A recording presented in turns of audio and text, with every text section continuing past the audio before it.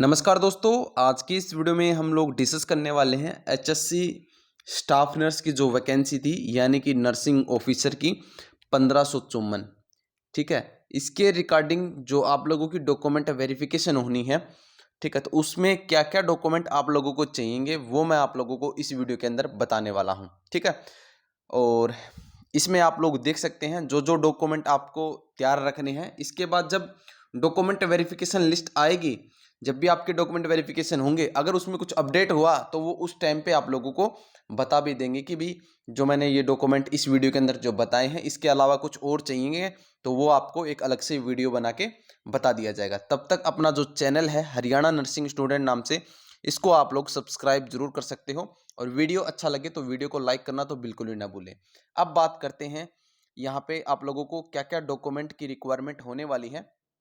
Complete detail के साथ मैं यहाँ पे बताने की कोशिश करूंगा। फिर भी कोई क्वेरी रहती है तो आप मेरे इंस्टाग्राम आईडी है मनीष.पंडित, वहाँ पे मैसेज करके पूछ सकते हो। ठीक है, और यहाँ पे सबसे पहली बात तो ये है कि आप लोगों को 10th की मार्कशीट चाहिएगी, 12th की मार्कशीट चाहिएगी। ठीक है, 10वीं 12वीं की मार्कशीट यहाँ पे आप लोगों को तैयार रखनी है। इसके अलावा किसी ने अगर जीएनएम कर रखी है तो जीएनएम की फर्स्ट ईयर, सेकेंड ईयर और थर्ड ईयर, ये तीनों साल की मार्कशीट चाहिएगी। ठीक है, अगर किसी ने डिप्लोमा अपलोड कर रखा है, ठीक है, तो डिप्लोमा भी आप लोगों को लेके जाना है। ये भी चीज़ आप लोगों को जरूर ध्यान रखनी है। अगर किसी ने डिप्लोमा अपलोड नहीं किया है, सिर्फ रजिस्ट्रेशन किया है, तो रजिस्ट्रेशन तो आप लोगों को लेके ही जाना है। ठीक है, और दूसरी चीज़ थोड़ा वो मैं अलग पॉइंट में बता दूंगा। दूसरी क्या है, जो बीएससी नर्सिंग वाले कैंडिडेट हैं, ठीक है, जिन्होंने बीएससी नर्सिंग कर रखी है, तो उनको first year, second year, third year, fourth year की मार्कशीट लेके जानी है। इसके अलावा अगर किसी ने डिग्री अपलोड कर रखी है फॉर्म अप्लाई के टाइम पे, ठीक है, तो उनको डिग्री लेके जानी है। ठीक है, अगर नहीं कर रखी तो कोई जरूरी नहीं है। दूसरी चीज जो अब आता है आप लोगों का मेन पॉइंट रजिस्ट्रेशन का। जो एचएनआरसी का रजिस्ट्रेशन है वो आपके पास होना चाहिए फॉर्म अप्लाई से पहले, यानी कि फॉर्म आप लोगों की जो डेट है वो मैं यहाँ पे आप लोगों को बता देता हूँ, 18 मई 2023। ठीक है, ये रहेगी, और इस डेट से पहले पहले आप लोगों का जो एचएनआरसी रजिस्ट्रेशन है वो होना चाहिए। ठीक है, तो ये मैंने आप लोगों को बता दिया। अब जिन्होंने अपलोड कर रखा है या नहीं कर रखा, उन सभी को एचएनआरसी रजिस्ट्रेशन तो लेके जाना ही जाना है। ठीक है, ये एक तरीके से एसेंशियल डॉक्यूमेंट है, कंपलसरी डॉक्यूमेंट है, ये आपके पास होना ही होना चाहिए। और जो उसके ऊपर डेट है रजिस्ट्रेशन के ऊपर, वो 18 मई 2023 की होनी चाहिए। अगर किसी का 5 साल, जैसे जो इश्यू डेट है जो दे रखी है आप लोगों की रजिस्ट्रेशन के ऊपर, उसको 5 साल हो गए हैं तो उसको रिन्यू करवाना होता है, बट अभी आप लोगों को रिन्यू करवाना कोई ज़रूरी नहीं है। ठीक है, जब आपकी डॉक्यूमेंट वेरिफिकेशन हो जाएगी तब आप लोग रिन्यू करवा लेना। ये मैं इसलिए बोल रहा हूँ कहीं आप रिन्यू करवाने लग जाओ और पीछे से आपकी डॉक्यूमेंट वेरिफिकेशन हो जाए, ठीक है, तो आप लोगों को प्रॉब्लम हो सकती है। ठीक है, क्योंकि डॉक्यूमेंट वेरिफिकेशन के टाइम पे आपके पास जो अपना रजिस्ट्रेशन है वो होना चाहिए। हाँ, अगर किसी का 5 साल से ऊपर हो गया है, ठीक है, रिन्यू नहीं करवाया, तो आपको ऐसा नहीं है कि आपको बाहर निकाल देंगे। ठीक है, आपका सिलेक्शन फिर भी हो जाएगा, कोई इश्यू नहीं है उसमें। ये बड़ा कोई बड़ा रिन्यू करवाने वाला कोई बड़ा ऑब्जेक्शन यहाँ पे नहीं है। ठीक है, तो उसके लिए आप लोगों को बाद में जो भी है, जब भी आपका सिलेक्शन हो जाता है उसके बाद करवा लेना आप लोग। ठीक है, रजिस्ट्रेशन का मैंने आप लोगों को बता दिया है। और इसके बाद जो आप लोगों का डिप्लोमा है या फिर डिग्री है, देखो देखो, जो जीएनएम करते हैं उनका होता है डिप्लोमा, और जो डिग्री यानी बीएससी नर्सिंग करते हैं या पोस्ट बेसिक बीएससी नर्सिंग करते हैं उनकी होती है डिग्री। ठीक है, तो अगर आप लोगों ने ये अपलोड कर रखे हैं तो आपको लेके जाना कंपलसरी है। अगर अपलोड नहीं कर रखे तो आप, कोई ज़रूरी नहीं है, ये ज़रूरी नहीं होते डॉक्यूमेंट। ठीक है, तो फिर आप लोगों को नहीं लेके जाने। हाँ, साथ आप लोग वहाँ बैग में डाल के ले जा सकते हो, उसका कोई बड़ा इश्यू नहीं है, वो आपकी मर्जी है, बट वहाँ पे मांगते नहीं है। अगर आपने अपलोड नहीं किया तो डिग्री या डिप्लोमा, ये इतने ज़रूरी डॉक्यूमेंट नहीं होते हैं। ठीक है, हाँ, ये चीज़ ज़रूर ध्यान रखना। अगर ये दोनों, क्योंकि ये लेट आते हैं आप लोगों के रजिस्ट्रेशन के बाद में भी आते हैं, अगर ये 18 मई, ठीक है, 2023 के बाद का हो ना, तो ये आप बिल्कुल भी मत दिखाना गलती से भी। ठीक है, नहीं तो आपको प्रॉब्लम हो सकती है। ठीक है। इसके बाद का हो तो आपको बिल्कुल भी नहीं दिखाने, क्योंकि जितने भी डॉक्यूमेंट हैं वो आपको 18 मई 2023 से पहले पहले के होने चाहिए। ठीक है। इसके बाद अब आती है आप लोगों का डोमिसाइल। ठीक है, यानी कि रेजिडेंस सर्टिफिकेट।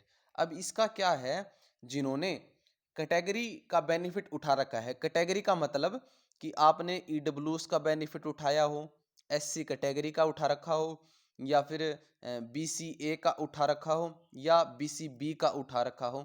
अगर कोई भी बेनिफिट उठा रखा है तो आपको डोमिसाइल दिखाना कंपलसरी है। ठीक है। अगर आपने इनमें से कोई बेनिफिट नहीं उठाया, साथ में अगर सोशियो इकोनॉमिक के नंबर का भी बेनिफिट नहीं उठाया, तो डोमिसाइल जरूरी नहीं है। ठीक है। हाँ, अब बात करें डोमिसाइल के रिगार्डिंग, मेरे पास बहुत सारे मैसेज आ रखे थे। कोई बोल रहा है कि सर 10 साल से ज़्यादा हो गए, या 5 साल हो गए, या 1 साल हो गए, लेटेस्ट होना चाहिए, बारकोड होना चाहिए, पता नहीं क्या क्या, बहुत सारी अफवाहें यहाँ पे फैली हुई है। तो वो मैं एक क्लियर कर देता हूँ। अगर आपका जब भी डोमिसाइल बन जाता है तो वो लाइफ टाइम तक वैलिड होता है, उसमें कोई इशू नहीं है। जब तक आपको कोई मना नहीं कर सकता कि आपका ये 15 साल पुराना है तो ये वैलिड नहीं माना जाएगा, नहीं बोल सकते। डोमिसाइल हमेशा लाइफ टाइम तक ही वैलिड होता है। ठीक है। हाँ, अब क्या हो गया, जो नए डोमिसाइल बन रहे हैं उनके अंदर बारकोड वगैरह आने लग गए हैं, तो आप लोग एक थोड़ा सा जो डॉक्यूमेंट वेरिफिकेशन करते हो उनके लिए सहूलियत बन जाती है कि भी हाँ लेटेस्ट है, बारकोड वगैरह से स्कैन हो जाते हैं, कोई बड़ा इश्यू नहीं आता। बट वो जरूरी नहीं है कि आप लोग वो दिखाए। ठीक है। अब कुछ कैंडिडेट ऐसे भी हैं कि नहीं नहीं, आपको लेटेस्ट दिखाना है या बारकोड वाला ही लेके जाना है, ऐसा कोई जरूरी नहीं है। हाँ, एक चीज और बता देता हूँ डोमिसाइल के रिगार्डिंग। 18 मई, ठीक है, 2023 लेटेस्ट, अगर आप इस डेट के बाद का डोमिसाइल बनवाओगे ना तो वो वैलिड नहीं माना जाएगा। ठीक है। तो लेटेस्ट वाली बात तो आप दिमाग से निकाल देना, लेटेस्ट नहीं। जो आपने फॉर्म के अंदर अप्लाई किया था ना, जो भी रजिस्ट्रेशन रेजिडेंस सर्टिफिकेट है, डोमिसाइल है, ये जो फॉर्म के अंदर अप्लाई कर रखा है सिर्फ वही आप लोगों को लेके जाना है। ठीक है। और कितना भी पुराना हो, चाहिए वो 10 साल हो, चाहिए वो 15 साल हो, ठीक है, कोई बड़ा इश्यू नहीं है, चलेगा, आप लोगों का दौड़ेगा, कोई नहीं निकाल सकता। ठीक है। अगर फिर भी बोले कि भाई नहीं, मान के चलो डॉक्यूमेंट वेरिफिकेशन के अंदर 15 साल पुराना है, ठीक है, तो भाई लेट आपको वैलिड नहीं माना जाएगा, तो उनसे आप लिखवा सकते हो, और वो आप लोग कोर्ट के अंदर उस चीज़ के ऊपर केस कर सकते हो कि भाई ऐसे ऐसे मेरा ये डोमिसाइल था और मैं यहाँ का नागरिक हूँ, तो भी मेरे को यहाँ ये जो आपका रेजिडेंस सर्टिफिकेट है ये 15 साल पुराना है या 16 साल पुराना, तो वैलिड नहीं माना है, ऐसा नहीं निकाल सकते लोग वो। ठीक है। तो ये वाली बात आप बिल्कुल दिमाग से निकाल दो। जो फॉर्म के अंदर अप्लाई कर रखा है ना डोमिसाइल, वही आपको लेके जाना है, लेटेस्ट बनवाने की कोई ज़रूरत नहीं है, और न ही किसी तरीके से घबराने की ज़रूरत। ठीक है। अब बात करें अगला कैटेगरी सर्टिफिकेट की। देखो कैटेगरी सर्टिफिकेट मैंने बता दिया, जो आपका एससी का है, जैसे ईडब्ल्यूएस का है, बीसीए का है, और बीसीबी का है, तो ये भी आप लोगों को वो लेके जाने हैं जो फॉर्म अप्लाई के टाइम पे अपलोड किए थे। ठीक है। और ये लेके जाने ज़रूरी है। लेटेस्ट की इसमें भी कोई ज़रूरत नहीं है। जो ईडब्ल्यू सर्टिफिकेट है, जैसा कि आप लोगों को पता है कि वैसे तो ये 1 साल के लिए वैलिड माना जाता है, और जो फाइनेंशियल ईयर होता है ना, जैसे मान के चलो 1 अप्रैल से लेके 31 मार्च तक वैलिड होता है ये। ठीक है। तो अभी जो एक तो आपको जो फॉर्म अप्लाई किया था ना, वो वाला ईडब्ल्यूएस तो आपके पास कंपलसरी होना ही होना चाहिए। ठीक है। ईडब्ल्यूएस 1 साल तक वैलिड है, इसलिए मैं ये बात बोल रहा हूँ।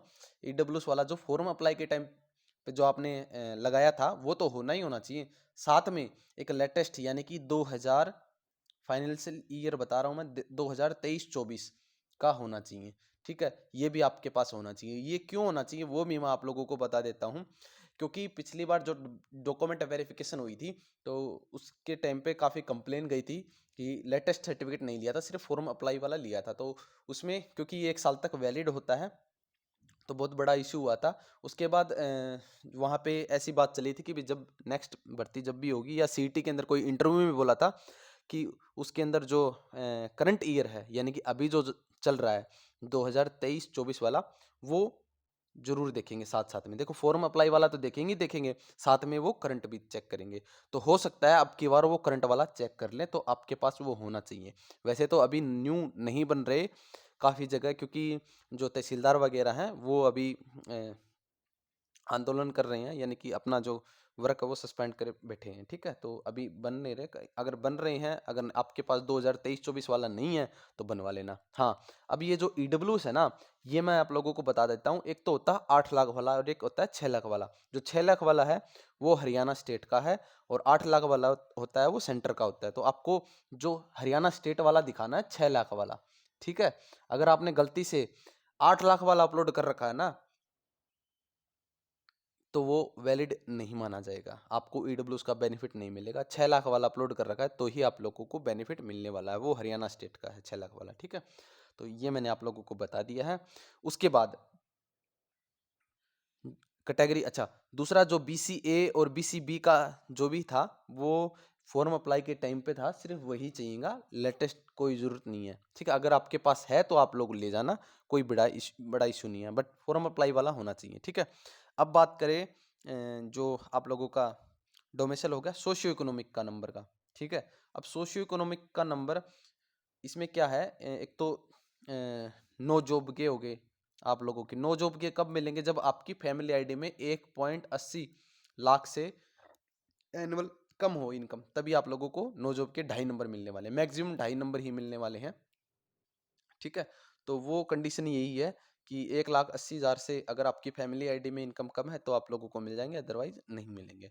अब कब की मानी जाएगी, कब की नहीं, तो फॉर्म अप्लाई के टाइम पे मानी जाएगी जो भी थी आपकी। ठीक है, वो वेरीफाइड थी या नहीं नहीं थी, वो देखो अब इस चीज़ का तो काफ़ी हमेशा कन्फ्यूजन ही रहते हैं, वो एचएससी पे आप लोग छोड़ दो, बट आपके पास वो प्रूफ होना चाहिए जो फॉर्म अप्लाई के टाइम पे 180 से कम हो। ठीक है, तो हाँ, एक ऐसा प्रूफ आपके पास जरूर रखना। दूसरा एक आप जैसे ये जो इनकम के रिगार्डिंग वो बनते हैं इनकम सर्टिफिकेट, तो वो भी आपके पास रख सकते हो।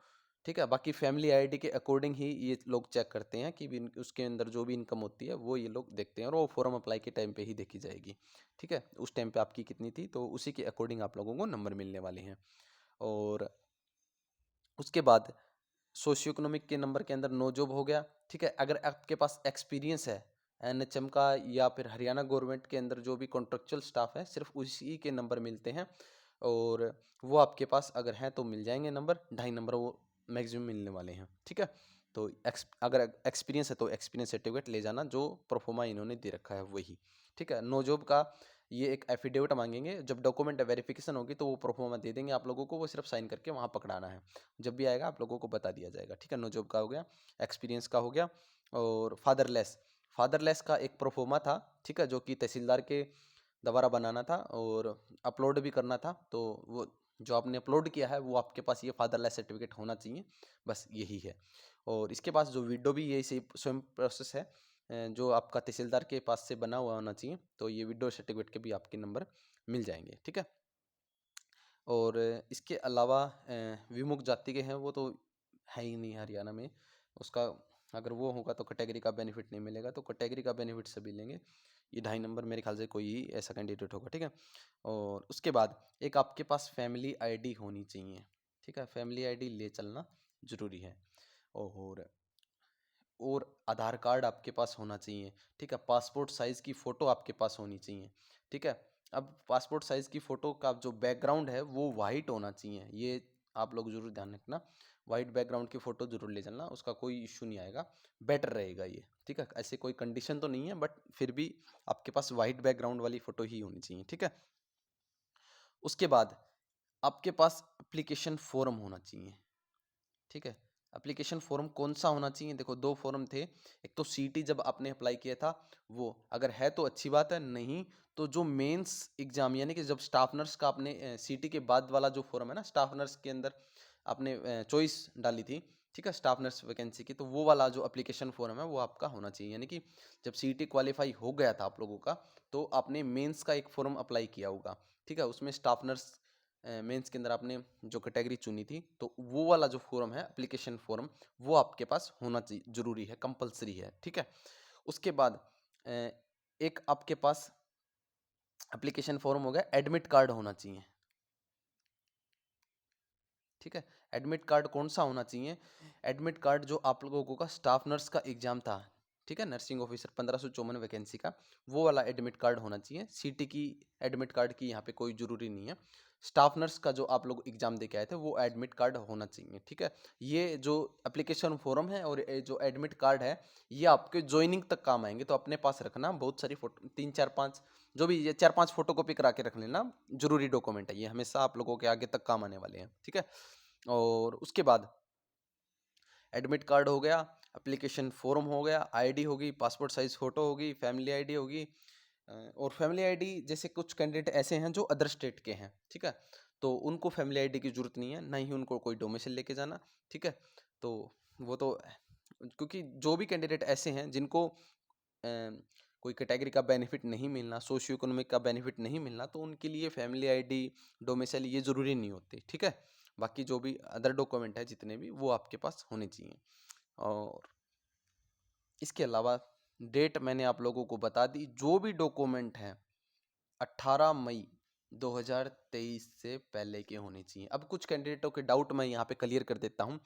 जब सीटी फॉर्म अप्लाई किया तो उन्होंने, उनकी जीएनएम फाइनल ईयर में थे या बीएससी फाइनल ईयर में थे, ठीक है, तो ऐसी कंडीशन थी। बट जब स्टाफ नर्स का एग्जाम, सॉरी, स्टाफ नर्स की जब फॉर्म अप्लाई हो रहे थे, ठीक है, तो उसके टाइम पे जीएनएम हो चुकी थी या बीएससी नर्सिंग हो चुकी थी, तो वो इलिजिबल माने जाएंगे, ठीक है, उसका कोई बड़ा इशू नहीं है। बस वो जो डॉक्यूमेंट आप लोगों के, वो 18 मई 2023 से पहले के होने चाहिए, ठीक है।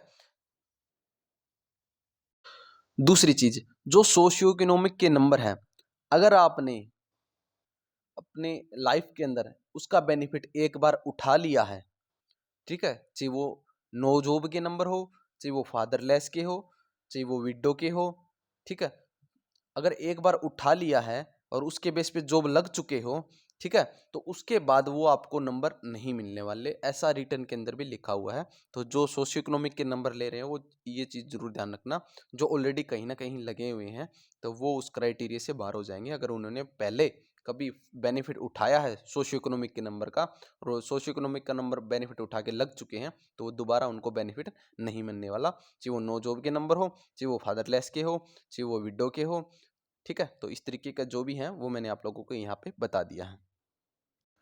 अब छोटी सी चीज़ है, 2 3 चीज़ें और है जो कि मैं आप लोगों को बता दूंगा। डॉक्यूमेंट का जो भी मैंने है बता दिया है। कितनी फोटोकॉपी चाहिएगी? देखो, एक सेट तो आपके पास होना ही चाहिए। एक सेट ओरिजिनल डॉक्यूमेंटों का, जो भी आपके ओरिजिनल डॉक्यूमेंट है वो तो आपके पास होनी चाहिए। एक सेट फोटोकॉपी होनी चाहिए और ये सेल्फ अटेस्टेड ही चाहिए। अभी मत करना, जब भी डॉक्यूमेंट वेरिफिकेशन होगी तो वहाँ पे जब आप लाइन में बैठोगे ना, ठीक है, तो उस टाइम पे आप लोग बैठे बैठे करते रहना। मात्र 3 या 4 मिनट का काम है, ठीक है, ज़्यादा प्रेशर लेने की जरूरत नहीं है। अब सेट एक चाहिएगा या ज़्यादा चाहिए, वो डॉक्यूमेंट वेरिफिकेशन जब भी होगी, ठीक है, उसके अंदर लिखा होगा, तब आप लोगों को बता दिया जाएगा, ठीक है। बाकी एक सेट तो आप लोग मान के चलो कंपलसरी है ही है। बाकी फोटोकॉपी कोई बड़ा इशू नहीं है, कहीं भी हो जाएगी, आप लोग करवा लेना। और अटेस्टेड सिर्फ सेल्फ अटेस्टेड मांगते हैं लोग। अब एक डाउट और आ रहा था मेरे सामने कि नेम के रिगार्डिंग, यानी कि किसी के नेम में दिक्कत है, किसी के फादर नेम में दिक्कत है, किसी की मदर नेम में दिक्कत है, किसी की शायद डेट ऑफ बर्थ में भी हो सकती है, ठीक है। ऐसा कोई भी है कैंडिडेट, तो वो कोई बड़ा इशू नहीं है, क्योंकि जो ये नेम, जो भी ये नाम वगैरह का डाटा है, वो आपकी जो परिवार पहचान है ना, फैमिली आईडी, उससे उठाया हुआ है। और ये उस टाइम पे ये मान के चलो कुछ दिन पहले ही बनने स्टार्ट हुए थे, तो काफ़ी मिस्टेक चली हुई थी, तो नाम वगैरह गलत है और किसी ने ठीक करवाया भी नहीं होगा, तो उसी के अकॉर्डिंग ये नाम ऑटोमेटिक जब आपने फॉर्म अप्लाई किया था तो उठा लिया, ठीक है। तो उस कंडीशन में बहुत सारे बच्चों के नाम, बहुत सारे बच्चों के नाम गलती हो रखे हैं। तो ऐसा नहीं है कि आपको बाहर निकाल देंगे, नहीं। देखो, इसका यही है कि या तो कोई भी एक एप्लीकेशन आप लोगों से ये लिखवाएंगे वहीं के वहीं, भाई ये पेज लो और ऐसे ऐसे एक एप्लीकेशन लिख दो, भाई ये नाम है, ये मैं डॉक्यूमेंट वेरिफिकेशन के बाद अपने जो डॉक्यूमेंट में नेम का जो भी है इश्यू, वो ठीक करवा लूँगा या करवा लूँगी, जो भी है, ठीक है। तो वो उस टाइम पे हो जाएगा। या फिर ज़्यादा से ज़्यादा ये क्या कर सकते हैं कि एक एफिडेविट मांग सकते हैं। बाकी देखो, एफिडेविट नहीं मांगेंगे, ये सिर्फ एक एप्लीकेशन लिखवाएंगे, जहाँ तक मेरा आइडिया है, ठीक है, ऐसे कैंडिडेटों से सिर्फ। बाकी ये कोई बड़ा इशू नहीं है, इससे आपका सिलेक्शन नहीं रुकने वाला, ठीक है। अब मेन आपकी क्या आता है कि डॉक्यूमेंट वेरिफिकेशन कब होगी? तो जहाँ तक मैंने काफ़ी टाइम पहले बता दिया था, फ़ेब के अंदर आप लोगों की डॉक्यूमेंट वेरिफिकेशन का शेड्यूल भी आ जाएगा और डॉक्यूमेंट वेरिफिकेशन जहाँ तक है हो जाएगी। अब जॉइनिंग के रिगार्डिंग मैंने वीडियो बनाई, काफ़ी कैंडिडेट डिसपॉइंटेड भी हुए थे इस चीज़ से। बट देखो, जहाँ तक मैंने सिर्फ मेरा पॉइंट ऑफ व्यू आप लोगों को दिया था। अब होने को कुछ भी हो सकता है, इलेक्शन है, हो सकता है पहले भी करवा ले, हो सकता है और भी लेट हो जाए, ठीक है। जो मेरा पॉइंट ऑफ व्यू था वो आज भी यही है कि जो ज्वाइनिंग आप लोगों की, वो मेरे ख्याल से जुलाई के अंदर ही देंगे ये लोग, ठीक है। क्योंकि जब मेन जो विधानसभा की इलेक्शन वगैरह हैं वो सितंबर अक्टूबर में होने वाले हैं, तो उससे पहले पहले उसी को टारगेट बनाएंगे ये लोग एक तरीके से, ठीक है। तो उसके अकॉर्डिंग, क्योंकि कुछ दिन में मेरे ख्याल से मार्च के अंदर या लास्ट तक आचार संहिता भी लग जाएगी और आचार संहिता के अंदर ज्वाइनिंग नहीं होती है, ठीक है। तो यही है कि आपकी डॉक्यूमेंट वेरिफिकेशन तो हो जाएगी, हो सकता है फाइनल रिजल्ट भी निकाल दें, ठीक है। और ज्वाइनिंग मेरे ख्याल से अभी भी यही है, मेरा आइडिया है कि जुलाई में होने हैं। देखो बाकी जो भी अपडेट रहेगी, जब भी अपडेट आएगी आप लोगों को बता भी दिया जाएगा, हो सकता है पहले भी हो जाए, इलेक्शन है, कुछ भी हो सकता है, ठीक है। अपनी होप वो नहीं करना, इसमें कौन सी डिमोटिवेटेड वाली बात है। सिलेक्शन आप लोगों का श्योर है, बहुत कंपटीशन यहाँ पे बहुत ही कम है, ठीक है। और जो भी होगा अच्छा होगा, बस अच्छे सोच के चलो आप लोग, ठीक है। और एक मेरे पास बार-बार ये आ रहा था कि जो डॉक्यूमेंट वेरिफिकेशन है वो ऑनलाइन होगी या ऑफलाइन होगी? देखो, सिर्फ़ ऑनलाइन नहीं होगी, ठीक है? अगर ऑनलाइन ये डॉक्यूमेंट एक तरीके से जैसे पिछली बार हुआ था कि जो ऑनलाइन एक प्रोफ़ार्मा चलाया था इन्होंने और उसमें जो-जो डॉक्यूमेंट चाहिए थे, जैसे 10th है तो 10th अपलोड कर दी, 12th अपलोड कर दी, तो लास्ट में एक प्रिंट निकला था और वो प्रिंट आप लोगों को ऑफ़लाइन डी हुई थी, तो उसके अंदर लेके जाना था और वो सारा जो सिस्टम था वो उनके पास डाटा था, वो उन्हीं के पास था और वो मैच कर रहे थे। तो इस तरीके से हो सकता है कि ऑनलाइन हो के आप लोगों की ऑफ़लाइन हो। ठीक है? या फिर डायरेक्ट सिर्फ़ ये ऑफ़लाइन हो। हाँ, सिर्फ़ ऑनलाइन नहीं होगी, ये इस चीज़ की मैं गारंटी लेता हूँ, कभी भी, क्योंकि ऑनलाइन के अंदर तो कोई भी स्कैन करके, कुछ भी करके आजकल बहुत चीज़ें चली हुई हैं, तो फ़र्ज़ी तरीके से सिलेक्शन ये लोग नहीं देने वाले। जो आप लोगों के डॉक्यूमेंट है वो फ़िज़िकली वहाँ पे दिखाने होते हैं और वही सही होता है, ठीक है? तो ऑफ़लाइन डॉक्यूमेंट वेरिफ़िकेशन तो कन्फ़र्म होगी ही होगी, ठीक है? हाँ, हो सकता है कि ऑनलाइन हो के ऑफ़लाइन हो जाए, जैसा पिछली बार हुआ था। तो ये सब चीज़ें थी। बाकी जो भी कोई भी अपडेट है, वो आपको हरियाणा नर्सिंग स्टूडेंट नाम से यूट्यूब चैनल पे मिलती रही है और आगे भी मिलती रहेगी। चैनल को सब्सक्राइब करना ना भूलें, वीडियो को लाइक करना ना भूलें। कोई भी क्वेरी रहती है तो मेरी इंस्टाग्राम आईडी है मनीष.पंडित, वहाँ पे आप लोग मैसेज कर सकते हैं और व्हाट्सएप, टेलीग्राम और फेसबुक ग्रुप से आप लोग ज़रूर जुड़ सकते हैं। वीडियो के डिस्क्रिप्शन के अंदर आप लोगों को लिंक मिल जाएगा। अभी के लिए इतना ही, धन्यवाद।